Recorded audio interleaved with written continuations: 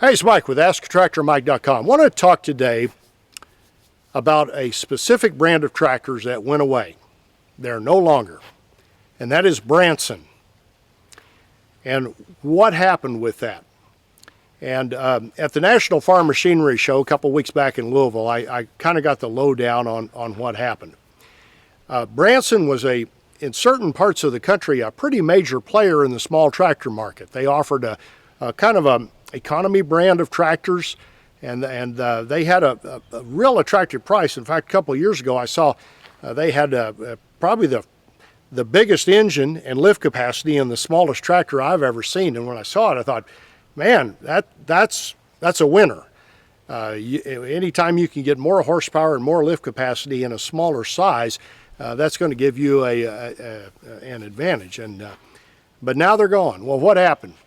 Well, what happened originally is TYM, and TYM stands for Tong Yang Moolsan. They're a South Korean tractor company, been around since the 50s. But TYM bought a company called Kukje, Kukje. Probably, I'm going to say 3 or 4 years ago. I may be off a little bit on my time. And in North America, Kukje tractors were sold as the Branson brand. And at the time, both companies had dealer networks in different parts of the world. Kukje was probably more known for their engines. They were an engine manufacturer. And literally the reason that TYM probably bought them was not, number one, for their engines, because I think before TYM was using several Kukje engines in their line. And number two, probably for the dealer network, because it would open doors for TYM to be in other places. So at the show this year, at the National Farm Machinery Show a couple of weeks ago, there was no Branson, not a lick of Branson tractors around, because that brand, effective January 1st of this year, is no longer. Now, if you own a Branson tractor, don't freak out. They have consolidated the dealer networks. You're still going to be able to get parts for them. And TYM will be supplying parts. And what they did is, where they needed a TYM dealer and there was a Branson dealer, they've made the Branson dealer a TYM dealer, and they'll be able to get parts for either TYM or Branson. Then they've made the TYM dealers able to get Branson parts. So the only place there was a real problem is if there were some areas where there was both a TYM and a Branson dealer. They probably came in and picked the strongest dealer and paid the other guy some money to go away. So that's what's happened. The Branson brand is gone, but they've kept, my understanding, most if not all of the Branson models in the TYM line. So going forward, now there may be a few straggler Branson tractors out there you'll see that'll be available, but those models that were in the Branson line will be in the TYM line, and they'll be labeled TYM. So the Branson brand is gone away. Now, why did they do that? Why did they not keep two brands? I mean, most of you probably know that Case and New Holland are owned by the same people, and they have two different dealer networks, and they compete with one another. And, you know, some companies like that. A lot of times with the same product. Why did Branson and TYM not both stay out there?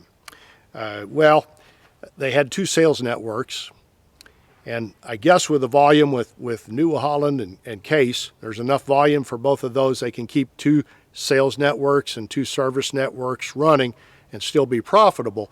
But when you're only selling mostly smaller tractors and no hay tools, it makes sense to combine the two brands. Now, what's happening with TYM? If you've not been around manufacturing much, the secret to making money in manufacturing is to spread your cost over as many units as you can. And so TYM has chosen to partner up with a lot of people, in addition to buying Branson, to get more volume out of their factory. They make a couple of models for Mahindra. They make all of the line, if my understanding, of Bad Boy tractors. They make all of the line of RK, or Rural King tractors. That's a farm supply store that's not in my area, and I'm not all that familiar with them, but they have a Rural King branded tractor. That's actually a TYM with Rural King on the side of it.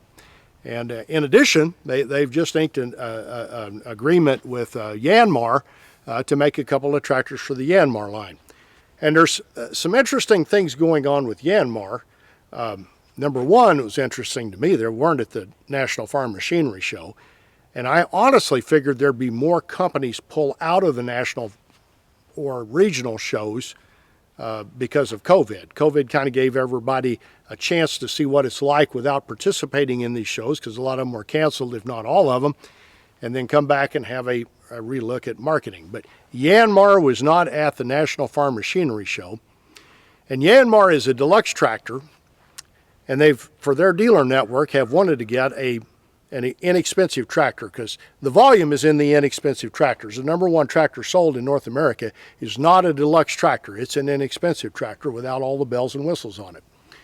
So Yanmar inked a deal with a company called Solus, an Indian tractor company, to use their tractors as their economy line.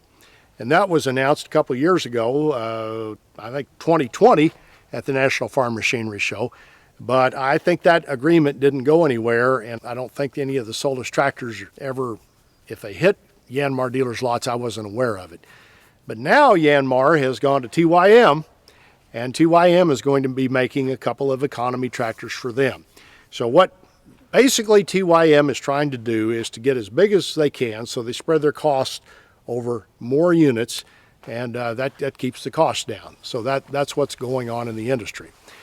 Just another side note, another company that wasn't at the National Farm Machinery Show was Bobcat.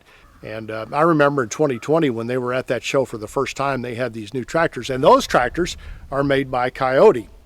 And that agreement is still going, but Bobcat was not at the National Farm Machinery Show, which was kind of interesting. So a lot of what I got at the National Farm Machinery Show was a little bit more background of who's supplying who and who's not in the game anymore, and who's pulled out of shows and all of that. And it was all very interesting to watch, because the National Farm Machinery Show is kind of the granddaddy of farm machinery shows in this country. And it's one, if you're really serious about the tractor business, you want to make an effort to get to. And I was surprised, I mentioned in last week's video that Deere no longer has a corporate booth, but they're letting their dealers run it. And COVID changed everything, got everybody rethinking their marketing efforts. These shows cost a ton of money for the exhibitors to put on and the companies to put on. And I sure understand why people are pulling out of some of these shows. The big one there, the National Farm Machinery Show, was sold out. All of their booths were sold out. You couldn't tell any difference in it. The players were different, but the size wasn't, pre-COVID versus post-COVID.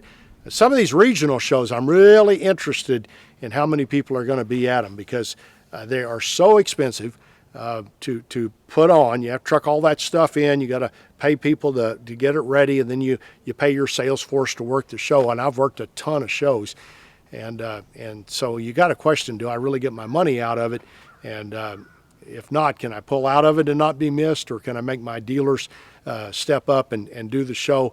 And let them sell out of the booth and do it that way. So a lot of changes going on in the farm show world, but the biggest one I saw this year, one of the biggest ones at the National Farm Machinery Show, is the fact that the Branson booth is gone, and there's no more Branson tractors.